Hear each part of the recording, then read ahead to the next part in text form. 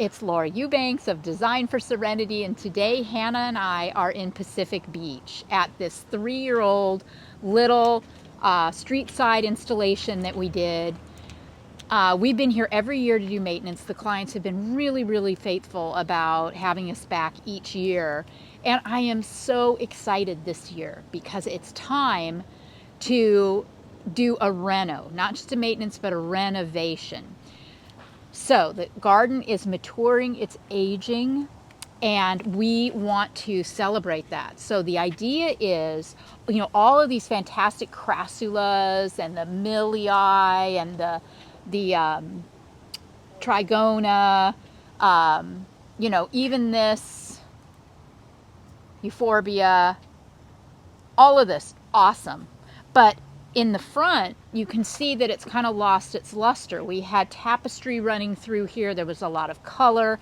And now it's kind of, it's pretty, of course, but it's green. And they would love to see more color. So they're going to get it. Here's something that I am just trying out. I found these at Oasis. This one's a Lampranthus. And this one is a Chrysanthemum. I think, yeah, both of these are chrysanthemums.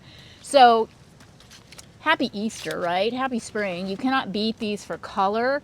But I also, let's see, it says, water thoroughly when soil is dry, height 6 inches, width 6 to 12 inches. Oh, okay. I was concerned that these were going to spread, and really take over and be aggressive, but apparently not. Let's see about the Lampranthus. 6 to 8 inches, width 12 to 18 inches. So if this is truth in advertising, then these are going to be fantastic for our tapestry. I've got, these really fun, these are the Charlotte, the milii that are so pretty, and the flowers are so big and beautiful. This is that cotyledon passion heart that we just absolutely adore. That's kind of a new introduction. I also got some of these, this is Crassula Daydream, and I wasn't sure about this one at first. I didn't know if it would hold up, if it would get real leggy and floppy, but it has done really well long term in many of the gardens I've installed it in. And when stressed, it turns, it's kind of like campfire, right? But the leaves are more diminutive. It turns more of a pink than a red. Fantastic. And, oh my gosh, Sedum Copper Glow. Can you even? Wow. Just wow. This is everything. This is so healthy and full and gorgeous. So I got 3 of those, a little Rubbertinctum Aurora, and we're going to, of course, work with what's already here. The idea being to start exposing the soft underbelly of the installation. We're likely going to go ahead and yank the Portulacarias. I don't like them anymore. So these are coming out. Hannah had a great idea after we yank this. And can you see, look at this. Look how trunky it is too. It's just not cute. So we'll take this cotyledon and we'll pop the cotyledon in here instead. Won't that be fantastic? You will note also, remember, 3 years in, check out this cotyledon mint truffles and see how upright it is. This plant, due to the nature, has a tendency to flop around. But if you plant it in such a way that it's supported by other things and you can keep it upright, it is an absolute winner. Same with this variety too. We have this planted around boulders, so it is staying upright and just living its absolute best life. 2 of these pieces of trigona are going to come off. I'm going to, clean this guy up. And as I said, what we're going to do is pull out a couple things, then just make some edits. We have another issue down here at the corner where we think the mailman might be stepping here to open the box, because we had a little echeveria here that died and it looks like it's been trampled. It's not irrigation, because look how healthy and full all of this is. So I think it's just the step.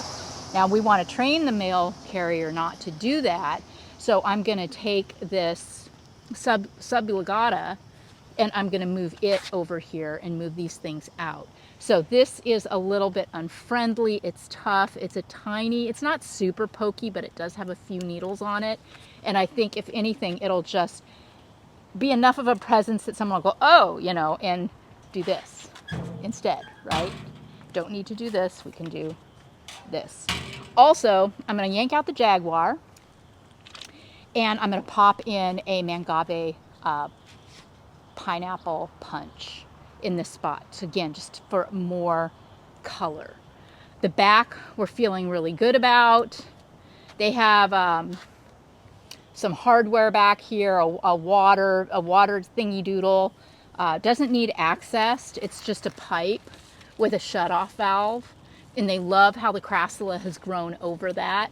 And because this is a nice soft plant, it's still accessible. You can still get at it. You can still turn the knobs, although in all the years they've lived here, they've never known the city to touch it. So feeling pretty good about that. Yeah, so let's tear in, shall we? All right, so Hannah and I are done with our third once annual maintenance on this adorable little garden. And I can't tell you how many people walked by and complimented it and said how much joy it brings them to see this every day. And it's just everything, isn't it? It's once you get the hang of this, it's not hard, guys. It really isn't. Some of it is smoke and mirror. Like, for example, this Crassula undulata right here, we really wanted to cut a very big hunk off because we felt like this was prime real estate for some fun color and just other interest. This thing was kind of eating this corner. So we just smoke and mirrored and covered the cut with a little aloe blue elf cutting. And then Hannah tucked those cute succulent ice plants in there, and voila. So, smoke and mirror where you can. I did remove some of the blooms from the Fred Ives. Sometimes you'll note this time of year in particular that a lot of aphids will attack the blooms of your plants. And my solution for that is just to remove them. No fuss, no muss. Moving on.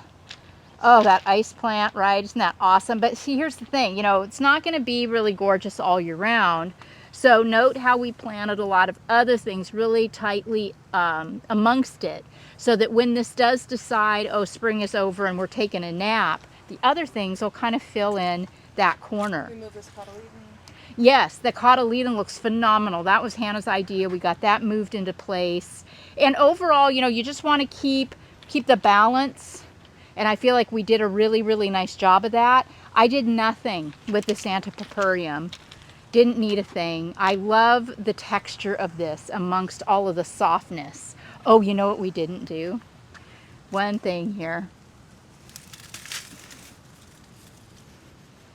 We had a sunburst aeonium that bloomed out. So yes, that is now gone. Now I can use this as a pointer. Perfect.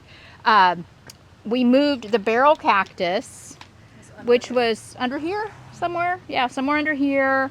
I exposed some of the cool rock that we had, they couldn't even see any of the pretty boulders. We've got jasper purple and pot rock and some really cool rocks. We have a little piece of driftwood in here. So we exposed that and just tucked in pockets of new color. We didn't use that many new plants, and they were all just little 1 gallons from Oasis Water Efficient. We also decided to mix it up a little bit and add some of these cute little black buttons to the mix.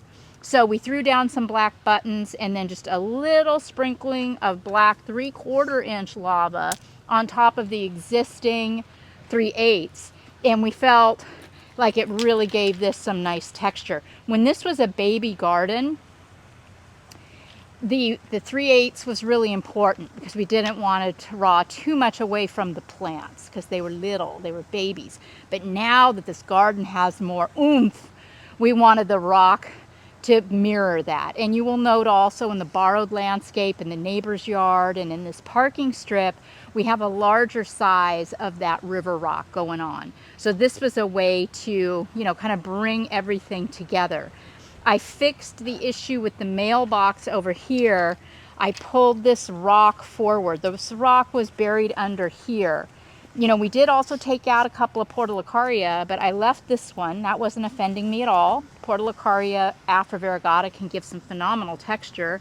I took out the Jaguar Mangave and put in a little pineapple punch and stuck a rock right here in the hopes that it will keep people from stepping on the garden. The irrigation's working great. There's a lot of wonderful earthworms in the soil, providing us with free fertilizer and aeration.